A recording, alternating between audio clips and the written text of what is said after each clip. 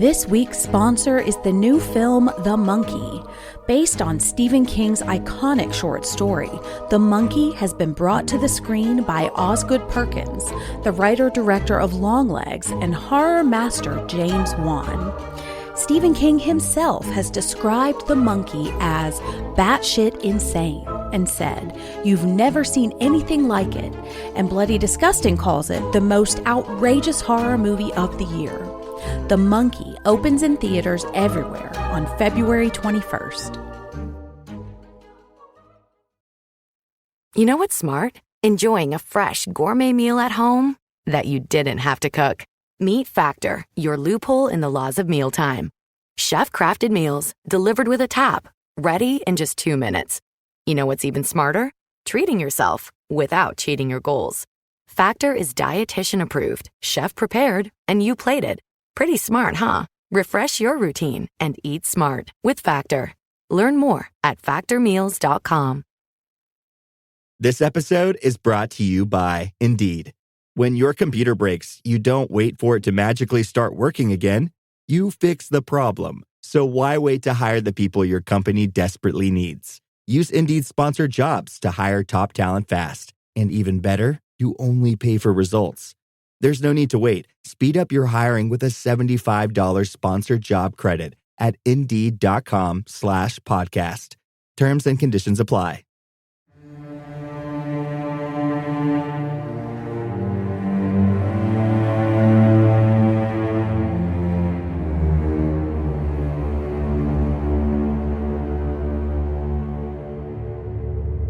Hello, and welcome to Scare You to Sleep. I'm your host, Shelby Novak, and I'm here to read you a few true horror stories from your fellow listeners. Welcome back again, my friend. I apologize for the interruption in our usual programming. After the convention I attended, I came down with the nastiest bug that is still clinging to my insides, but it's much less brutal right now. I chose a true horror episode for the week because these are a little easier on my throat. Plus, I received a few stories while I was out that I cannot wait to share with you. Especially this one from Avi. Hi Shelby, how are you? I hope everything is all right. I have been listening to your podcast for years and I love everything about it. I'm a fan. Please allow me to share my true horror story with you and to your listeners. This is my story, The Jinn. My name is Avi and I live in the Middle East for almost 3 years now. Won't say what country it is because I still work with the company I work for. I work as a cabin crew / flight attendant for one of the best airlines in the world, and it has always been a dream of mine to join this prestigious airline. For context, I am a third-generation Chinese / Filipino. I was born and raised in the Philippines, and my family practices Taoism, which is a Chinese folk religion, and I have been exposed to the spiritual world ever since I was young. However, I am also a Roman Catholic. I know that is very confusing and contradicting, but that is a common practice among Chinese immigrants around Southeast Asia, depending on the country they live in. I believe in the devil and evil spirits. I also believe that we are not alone in this world. As a human being, we are as fragile as a piece of paper compared to the unseen. I am not sure if you will believe my story, but this is 100% true. Here it goes. The moment I got the golden call, which means the call from the recruitment team from my current airline, him saying, "Pack your things and you will be moving here as soon as possible to join our world-class team. Congratulations." I got very excited, since I will be living the dream. Little did I know that moving here in the Middle East will haunt me forever. Fast forward when I arrived at the provided accommodation by my company. I immediately noticed that there is something odd about this place. Salt everywhere. From my bathroom to my room, I immediately felt an energy that bothered me, but I ignored it and said, maybe it's from the previous crew who lived here. As a cabin crew trainee, I did an intense training for almost 2 months, daily exams, swimming lessons, fire drills, and first aid. It was an unpleasant experience, if I can be honest with you. It drained the shit out of me. I said to myself, fuck it, I made it this far, might as well finish and earn this goddamn money. What confuses me is that my boyfriend for 3 years and I kept fighting for stupid things out of nowhere. Our relationship went downhill in an instant. Even my flatmate and his wife were fighting nonstop. I don't usually think of killing myself, but when I stayed here, I always had this shitty thought to end my life. This negative energy was draining the fuck out of me. It was consuming me. Everything was tolerable until I started hearing things move on its own. Our walls were thin in the accommodation I was assigned to. I can literally hear everything. One night at 4 a.m., I was cooking my early breakfast to start my day while I was studying for an exam. I suddenly saw a black shadow running beside me. It continued for almost 10 minutes, and I was like, shit, I must be tired, or maybe my housemates are here. I immediately went back to my room and started praying. Accidentally, I slept. I woke up because I heard my alarm ring. You won't believe what happened next. The moment I opened my eyes, I saw myself sleeping on my bed. I did not know that astral projection is possible. I started to panic and started praying, Our Father, Hail Ma. I stuttered while I prayed. After 10 minutes that felt like an hour, I went back to my body and was struggling to move. I couldn't breathe. It felt like something or someone was choking me. There was a heavy thing on my chest. It felt like something was sitting on me. The moment I managed to open my eyes, I saw a lady. A lady that was wearing a burqa, which is the traditional outfit here in the Middle East, with a metal piece on her face. She looked like she was drenched in water. I can see her head and body shape. I stared at her while I struggled to breathe. I started praying again, this time louder. Our Father, help me, I struggled. She bent down to my right ear and started talking. She whispered with a deep, eerie voice, I told you not to pray. I started screaming and ran outside. The next day, I immediately told my story to my manager, and I did a psychiatric evaluation, which came out normal. Manager said, okay, we will move you. Do you have an accommodation in mind? If yes, tell us. We will move you out free of charge, but don't tell a soul what happened. I moved out without saying goodbye to my flatmates. After a year, my flatmate and I talked, and he told me what happened when I left. He said, why didn't you tell me? I thought I was going crazy. I saw her. I always see her. She's always in the dark corner beside the kitchen. That thing started haunting them. The jinn that is responsible for my trauma. That fucking jinn that almost ruined my career and relationship. And that jinn that almost ended my life. Please share my story, Shelby. And thank you for reading it. Hope to hear from you. Thank you. Avi. Thank you so much for your story, and I'm so sorry you went through that. I think I know which airline you work for, and it is very fancy. I have an idea anyway of what you work for. I won't say it on air, but I'm sure some people have gathered because, dang, those are some nice accommodations. Or for the airline. I am sure yours were nice as well. Well, they were nice until they weren't. That is so scary. Jinns fascinate me. It's a phenomenon that I'm not as familiar with, and every story I've heard about them It just sounds so incredibly terrifying. And I would love to know, I'd love to learn more about them. I'm sorry you went through that, and I'm glad you're doing better now. And I'm so sorry to your flatmate as well, because wow, I am so curious about the salt you found when you first moved in. I'm going to assume, and maybe you also assume, that maybe the previous tenants had some issues as well and used salt, as we all know from many cultures, is the way to block negative energy or keep spirits away. You know, there are various things about salt. Salt is used in a lot of different cultural practices. And I'm wondering if that was what was going on with the salt everywhere.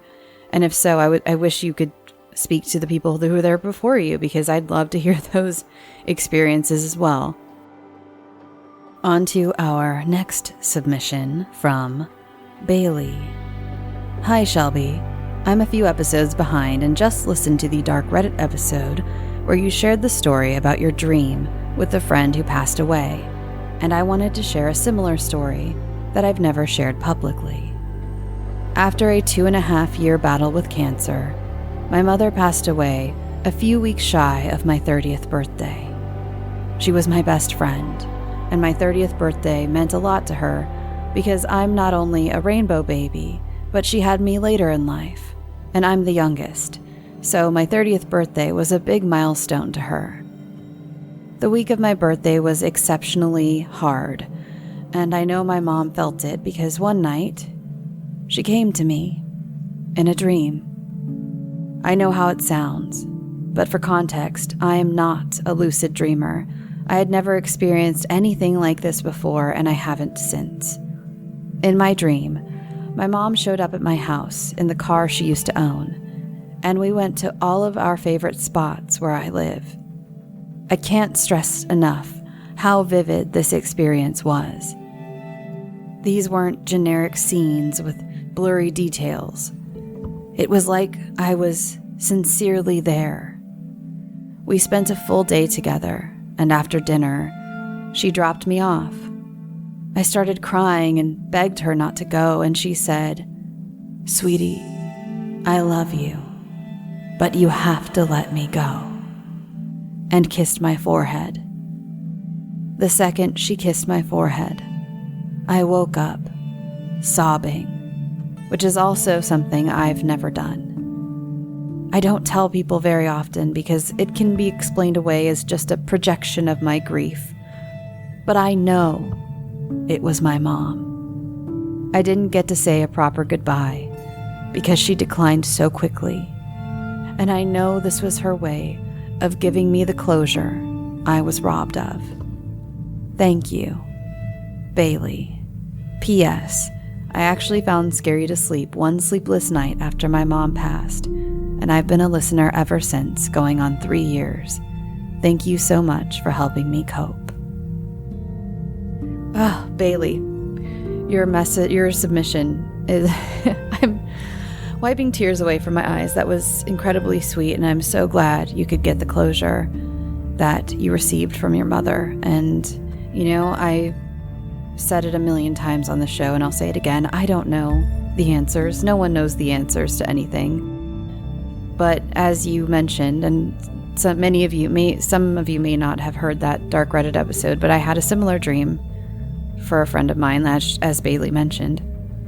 And I completely, I don't know if others will understand you, but I do. I understand the feeling of it not feeling like a dream, and then you having nothing like it ever since. And it was so different and so profound, and it stands out among everything else, and it really feels like they were there. And again, I don't have the answers, but I think something like that is happening maybe. You know, I think your mom, like you said, knew you were having a rough week. You said you didn't get to get a proper goodbye in, and I think you did. Just on a different astral plane than you thought you were going to. And I hope you're doing well. Thank you for sharing that with us. Our next submission is from JB. Hello, Shelby.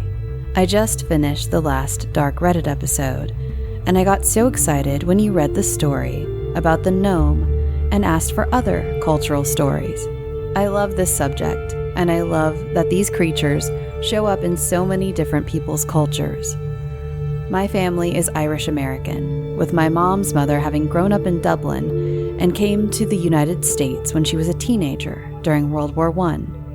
My siblings and cousins and I were raised fairly traditionally Irish Catholic, with the fun addition of wholeheartedly believing in fairies. We were told stories of creatures and critters who inhabited the invisible world around us, and we were taught to respect them. There were fairies who carried a light at dusk, who would try to trick you into believing you were going towards your home, but instead, they would steal you away. So we were taught to head home before dark set in if we were playing outside. There were fairies who claimed your lost clothing if you didn't care for it enough. So we were taught to always fold and put away our laundry as to not have it stolen. This is one that I could really, I believe, because the amount of things that go missing in the laundry, right? We were also told more classic stories that others would recognize, such as the banshee and leprechauns. I remember spending time with my older sisters and making things for our household fairies, such as building miniature furniture from fallen twigs and washed-up shells. We would make small beds and place them under the bushes in the garden. I remember getting really into making a tiny replica of our old farmer's porch in twigs and hot glue, and I would have to wait days or weeks for the perfect size branch or twig to fall, because cutting something off a live tree is a big no. That is how you draw unwanted attention from the fairies. They are only nice sometimes. Some of the stories we were told growing up were obviously clever parenting tricks and stories to teach us lessons. But, as an adult, I love that these stories left over from my grandmother and her brothers have instilled a deep respect for the world and people around me. I have recently done a deep dive into trying to find records or similar stories in Irish fairy tales, and while I have found obvious stories for that match, there are still many I know we were told verbally that must have been passed through generations of parents telling their kids about the wee folk. Sadly, my grandmother and many of her siblings passed away when I was still young and not as interested in recording or preserving their tales. I do have a few encounters retold by my siblings and parents that are still unexplainable to this day. Please let me know if that seems like an interesting story I should send in the future. Yes, it is. Please send it in the future. While I myself have never actually seen a gnome, mischievous fairy, or similar being, I'm actually relieved by that fact. Because from what I've heard from my family and other research, these little guys are not a bunch you want to come across. If you happen to find yourself living among them, you pay respect and apologize when you don't. If you come across them in other aspects of life, leave, walk away.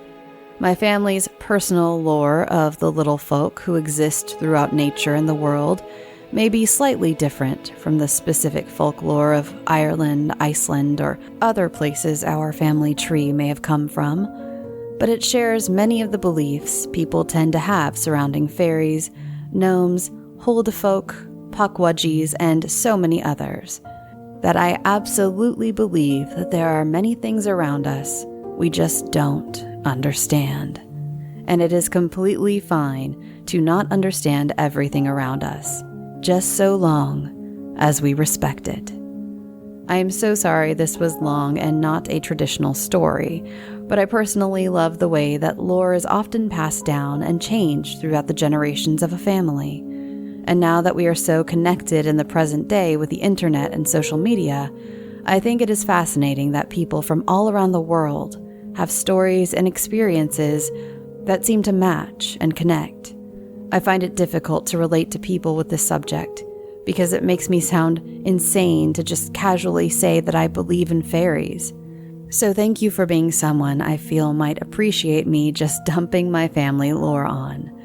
To this day, I will not step foot in a stone circle, even one in a video game, or follow a light in the dark, because even though I've never seen them, there will always be a little voice in the back of my head telling me that I do not want to mess with fairies. Please stay safe. Sincerely, JB. Thank you so much, JB, for that. And I know, like you said, it's not a traditional submission for the True Stories episodes, but I found it so fascinating. And I found that gnome story from that dark Reddit so interesting. And to hear, just more about the Fae folk, it's always something that piques my interest for sure. Again, just like the Jinn, I'm not super familiar with these types of stories. It's just never been, it was never in my family and it's not my wheelhouse, but I find them endlessly fascinating. When I was working at Barnes & Noble, when I was like 17, I had a woman come in and she was talking about she was looking for some sort of paranormal book. And I mentioned that I liked the paranormal too, and I was really interested in it. And she told me this whole story about how she has a friend who's like seen the Fae have like shown themselves to her. And I know on Homespun Haints, the podcast, if you haven't checked it out, by the way, I know I've mentioned it on the show, but it's been a while. But Homespun Haints is another podcast, and they talk about the paranormal and things. And Diana on that show has actually I don't know if I think she doesn't live there anymore, but she has some really interesting stories about the Fae, if you ever want more of that type of talk. And their show is all, like, basically all true horror episodes, so I would check them out. And yeah, if any of you have more Fae stories, gnome stories, wee folk, as JB called them, and I know others call them, I would totally be interested in them, because I'd love to learn more. I'd love to learn more about those and jinns. Let's just go crazy, everyone. We get, for a while there, we were getting a bunch of like Ouija board stories on here, and let's open it up to all kinds of high strangeness. You know me, I'm just interested in everything, because I've mentioned it already in this episode, but I don't know how everything works. No one does. And even skeptics out there, you don't really know how it works. At one point, Galileo was thought to be a heretic because of all of his beliefs and discoveries and things. So, we just don't know. I think some of it is scientific, rooted in science, and we just don't understand it yet. Maybe including the Fae folk. How can you say this many millennia of cultures are completely wrong, Anyway, let's move on. This week's sponsor is the new film The Monkey. Based on Stephen King's iconic short story, The Monkey has been brought to the screen by Osgood Perkins, the writer-director of Longlegs, and horror master James Wan. Stephen King himself has described The Monkey as batshit insane and said, "You've never seen anything like it," and Bloody Disgusting calls it the most outrageous horror movie of the year. The Monkey opens in theaters everywhere on February 21st.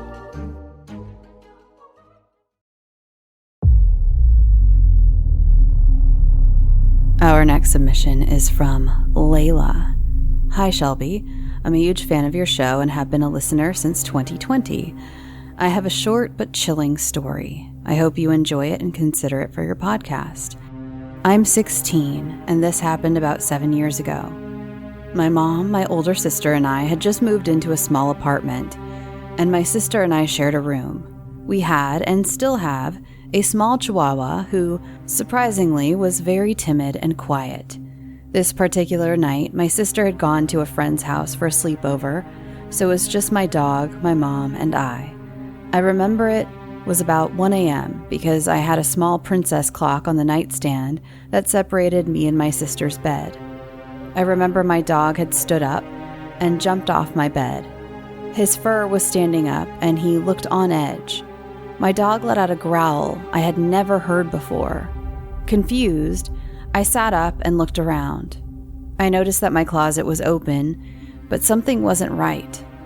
In my closet, I saw a black, shadowy figure that looked to be going through my clothes and angrily throwing my shirts on the floor. Being a confused child, I stupidly called out, thinking it was my mom going through my closet for some reason. "Mom, what are you doing?" I whispered. As soon as I said that, I felt the energy in the room shift, and I immediately felt off. The figure stopped what it was doing and became unnaturally still and stood in that position for at least 3 minutes. Then suddenly, it turned around. My dog immediately started barking and scratching at my door. Being more confused than scared, I got up slowly and walked to my mom's room. My mom had already been up and told me she was heading to my room. She looked upset and confused. Still in a sleepy stupor, I told her what I had seen. I could see a weird look on her face, a look of concern. She told me it must have been a dream and invited me to sleep in her room. I'm telling this story because recently I brought it up to my mom again. I expected her to give me a confused look and tell me I was crazy, but she didn't. She told me that she vividly remembers that night. She told me that she had seen the same thing as me, but it stood by her door, just staring. She said she thought it was me, so she called my name, but I didn't answer. Then a few seconds later, she heard the dog barking, turned on her light, and the figure was gone. One thing that confuses me is that if we both experience this at similar times, then does that mean that there was possibly more than one entity? I hope you like my story because there are plenty more where that came from. Have an amazing day, Shelby, and much love from Canada. Thank you so much, Layla. That is so chilling. Like, I wonder, what was it? Or was it the same entity and it was just, I don't know, in 2 places at once? I don't know how these things work. I've famously said that many times already on the show.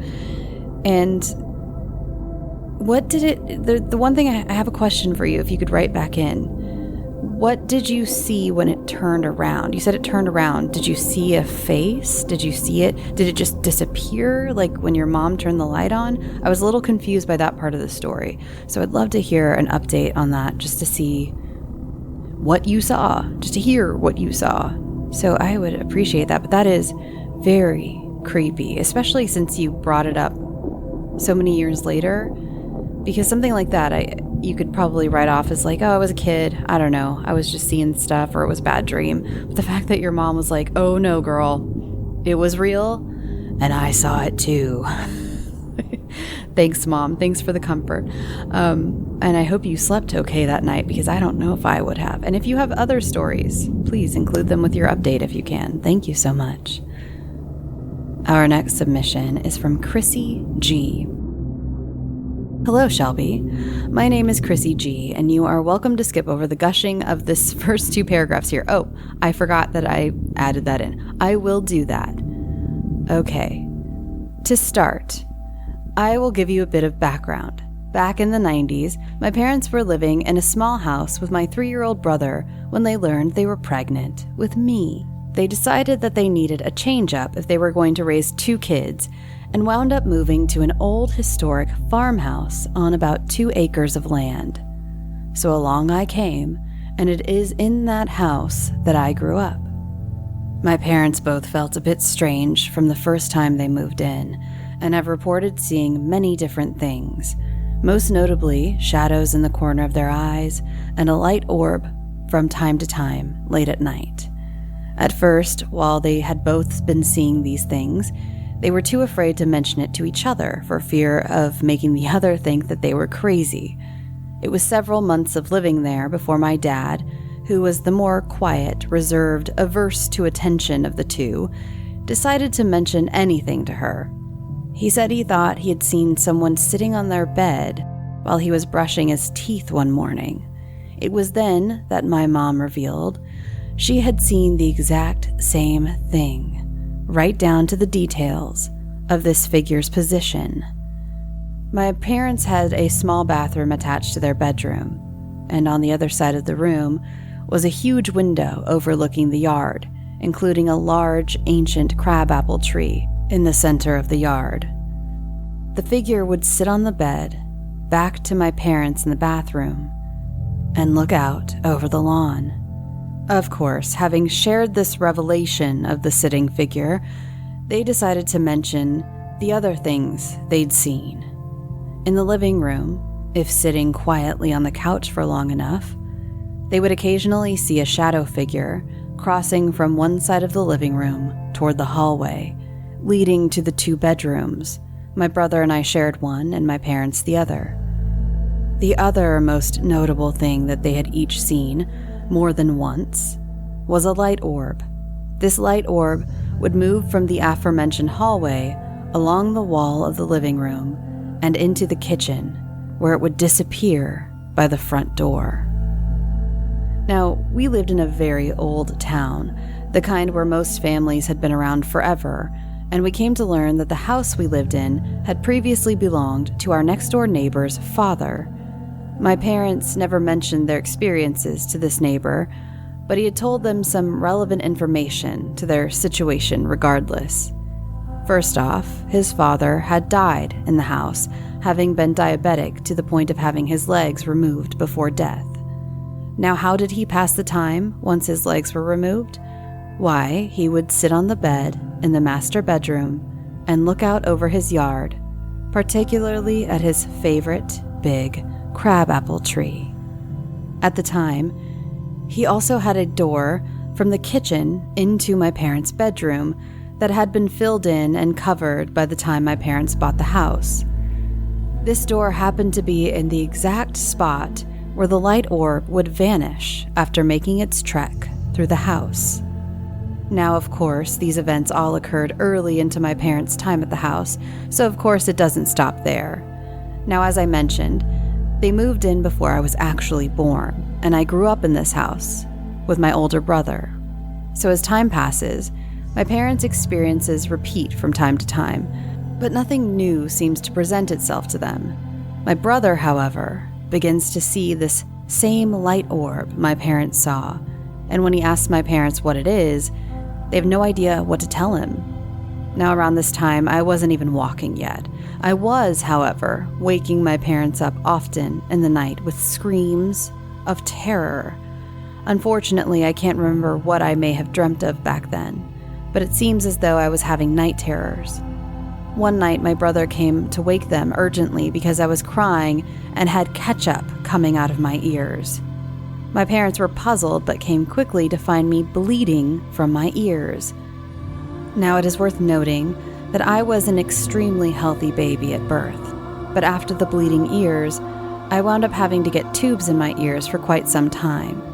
Now, the bleeding ears certainly could be something unrelated, but given the other happenings in the house, I thought it might be worth mentioning anyway. My nightmares continued on for the entire time that we lived in that house. I was afraid to go to sleep every night because I knew I would have horrible nightmares. It was around the age of 4 that I started seeing things as well. I would often wake up after my brother had gone to school and my dad had gone to work, but before my mom would wake up. So, I would go into the living room and sit on the couch. Many mornings as I'd sit there, I'd see shadow figures going back and forth through the living room. And what struck me the most intensely was one in particular. It looked like the rest, all shadowy and wispy. However, it had striking human eyes that stared deeply at me when I looked up to notice it. My nightmares were really awful after that. Having such a large plot of land, my parents hosted quite a few family gatherings at this house, and us kids and our cousins would often play around the land and the house. While walking with my cousin, she and I both saw a dark adult silhouette up in the window of our attic, which was a very dark and creepy place that I never liked to go into. It was only used for storage, and both my parents were outside, so there was no reason for anyone to be up there. I can't say I remember the conversations too well, having been fairly young, but I do remember my brother and I also used to stay up late usually him comforting me to lull me into sleep. And one night, we heard someone talking from the vents. We were fascinated and whispered into the vents something along the lines of, "Who's down there?" We heard back, "I am the Dark Man, and you children should be sleeping when I visit your room." Which scared us quite badly. Realistically, it certainly could have been one of my parents trying to scare us in bed, but I do recall the voice not sounding like either of them. The last event I'll share is one from my dad. As a kid, I was quite a menace, and at one point had spilled an entire gallon of paint into my parents' laundry in the laundry room, and subsequently I was forbidden to be in the laundry room, especially unaccompanied. So my dad is on his way upstairs from the basement, passing by the laundry room, and sees me in there. He doesn't stop to wait for me to leave, but he does tell me, "You know you're not supposed to be in here." And he heads upstairs. Of course, when he gets upstairs, I'm already up there. This is one of the events that never repeated itself to my knowledge, but it is what I would consider the most spooky. The events and things we'd see never really escalated beyond this point. Nobody ever felt like they were in danger aside from me at night with my nightmares. I wish I had more exciting escalation to share, but I thought it was all worth sharing anyways.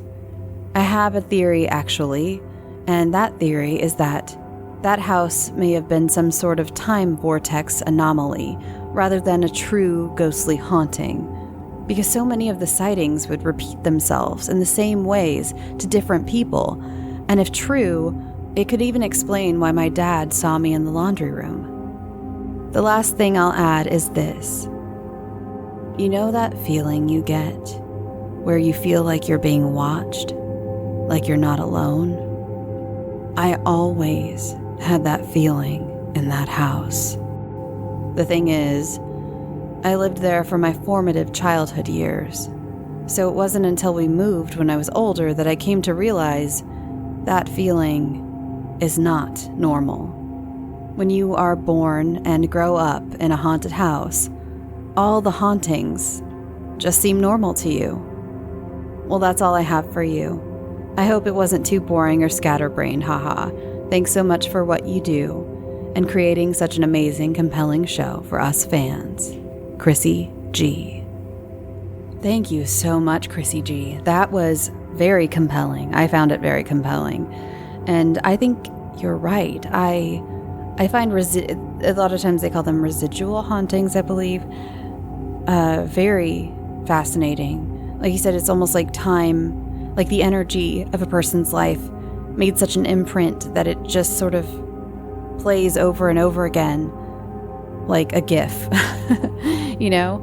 And I don't know. I don't know what to say other than that. I think you're probably right about that, especially, you know, the father of your neighbor sitting on the bed and someone being in the laundry room and the orb going through part of the wall that used to be a door. That was really interesting. I don't know, I found everything fascinating, and that's the thing about true horror stories. They don't often happen like they do in the movies. And a lot of times they're shorter than you would think, because I think most people have moments that are so inexplicable and they're quick, or in your parents' case, they keep happening over and over again. But for most people, they happen once and they're fast and you just don't know what happened and you question it for years. And so true horror stories aren't the type in the movies, again, with the full body apparition hanging from the ceiling or the spinning furniture and all of that. I mean, we have had stories on the show that are similar to that too, but I think for the most part, the real meat of my fascination, anyway, are these types of stories. These everyday things that are they just don't fit into what we think of as our reality, you know? And I appreciated this submission wholeheartedly. Thank you, Chrissy G. So for our last submission, we have some demonic rituals. This one is from Priscilla. Hi, Shelby. First, I want to say that I love your podcast, and I even recently got my drama instructor into it as well, so hopefully she'll hear this too. Hello, drama instructor, if you're listening. Anyways, I was around 14 when everything happened. I was living in my old trailer in the country. My mom and I moved there when I was around 11. Not soon after, when I was 12, her partner moved in with us. Now, my mom's partner was horrible, and she put me and my mom through a lot. By the time I was 14, I couldn't take it anymore. For context, I had always been interested in ghosts and such. I had watched a lot of horror movies and read about a lot of different types of them. Obviously, it didn't just stop there, and I branched out into learning about demons. Little 14-year-old me took advantage of my curiosity. I had found a specific demon that I wanted to summon, and all I had to do was draw a symbol. I drew that symbol out of my own blood. I was insane, and asked it to scare my mom's partner away. Why I resorted to that? I don't really know. I can only assume that I was scared and didn't think I had any other options. After that, I had suddenly felt extremely fatigued, but I didn't think that it had actually worked. So, I shoved the paper somewhere and later forgot about it. A bit of time passed, maybe a week. That's when things started going south. It started small. There was a lot of tension in the household. My mom and her partner had talked of seeing things walking into my room, and sometimes I would wake up in the middle of the night and feel something watching me. I was always too scared to look, so I just pretended to be asleep. Then, my mom's partner had started getting scratch marks. I myself had seen them, and her back was covered in them. Things had also gotten thrown at her. Later on, her phone screen had cracked. My mom said that she would hear growling and scratching in her bedroom. At this point, they were no longer sleeping in their room, but now they were both camping out in the living room together. One night, I was sitting in the dining room. Behind me was the kitchen, and there was a large glass ashtray on the counter by the stove. My mom and her partner were both in the living room talking. All of a sudden, the ashtray got flung at me, and it missed, hitting the wall to the right. We were all in shock.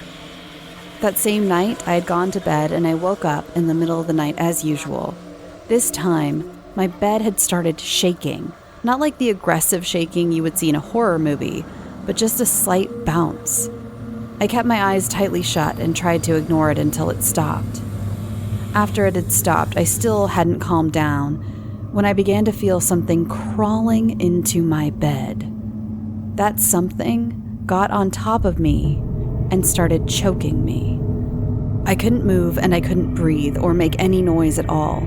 After a few seconds, it disappeared, and I was able to move again. I bolted out of my room and joined the others in the living room. Now our whole family was camping out in there. We slept like that for a couple weeks. Then they saged the house and everything died down. I don't think it ever completely left.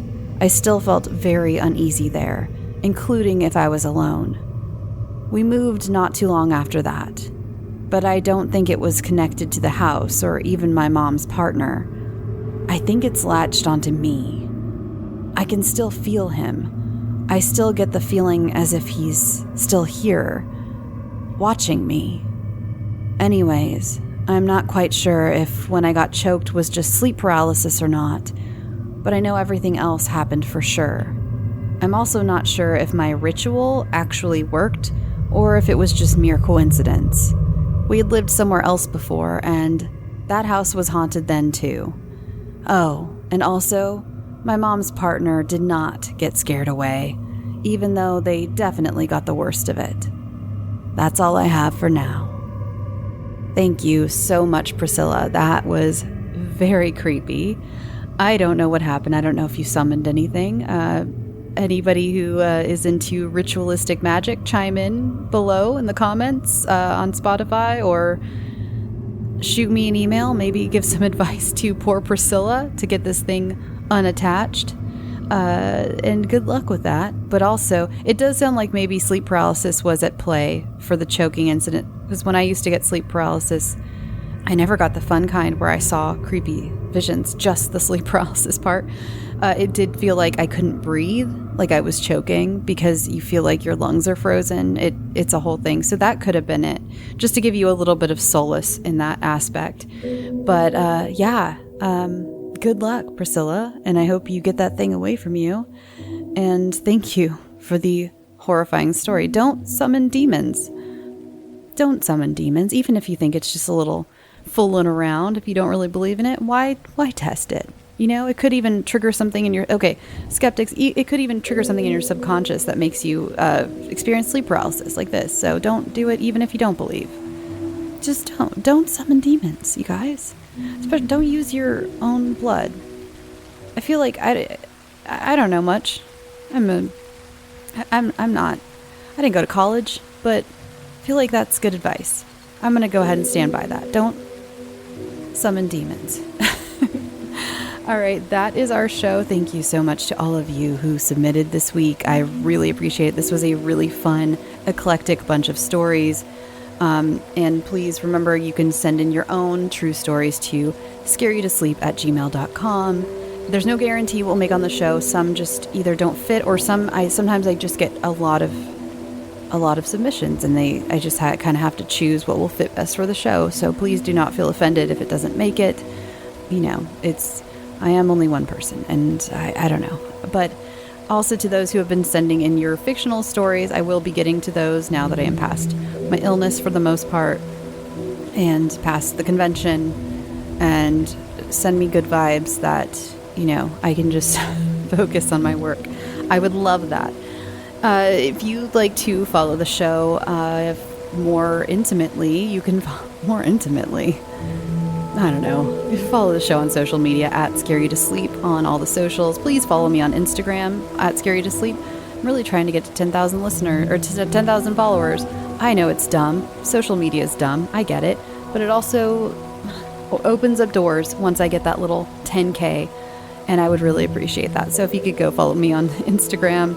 Even if you don't really check Instagram anymore, I would just appreciate your follow. Thank you so much ahead of time for that. Yeah, send your stories, fictional and non-fictional, to scareyoutosleep@gmail.com. You can follow me personally on social media as well @ShelbyBNovak. Sometimes I post fun stuff.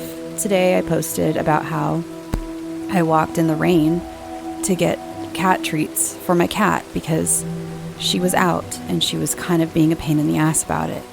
And I was like, fine.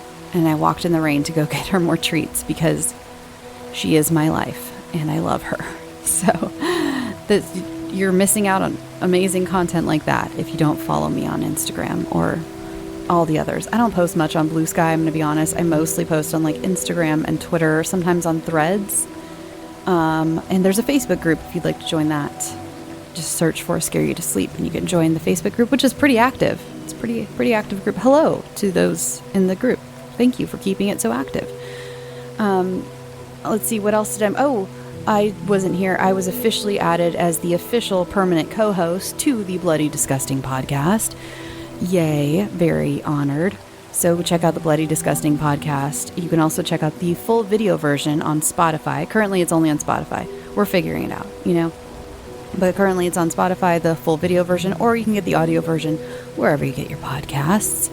Let's see, what else? I don't think I'm forgetting anything else. Baking corner, I did bake some cinnamon rolls while I was sick because I needed the fuel. And I actually did it the day, I did it last Monday when I didn't realize I was sick yet. I was just really fatigued and I thought it was because of the convention. And I recorded the episode of Bloody Disgusting that day. And I was like, I'm going to make some cinnamon rolls. And I also made a pot of chili. And thank fucking Christ I did, because after that, I was too weak to do anything. And it was like semi-okay me had my back. So then I could just eat that for the rest of the week instead of having to like really cook anything. So love an ingredient household. So that was that baking corner. This week, I might try to make mini Dutch apple pies because I can't finish a whole pie by myself. It's just me. So I think I'm going to try to make mini Dutch apple pies. We'll see though. Or a strawberry cream cheese Pop-Tart. We'll tune in next week to Baking Corner to find out what I did. I'm going to go. I'm not rambling much. My voice is already going, and I actually have a guest spot that I have to record in a couple hours with Dads from the Crypt. So that'll be out soon. And I will talk to you all next week. And thank you so much for being here. And thank you so much for your support. And I love you so much. I hope you have a great week. Go drink your water. Take your vitamin C for the love of Christ. Don't be like me. Don't go to crowds of people and forget to bring emergency or vitamins or any of that. Don't be. Pretend I'm on a poster right now. Like those ones from the 90s about like drugs. Be like, don't be this guy. It's me. Don't be me. Okay, I love you. Go get some sleep. Sweet dreams.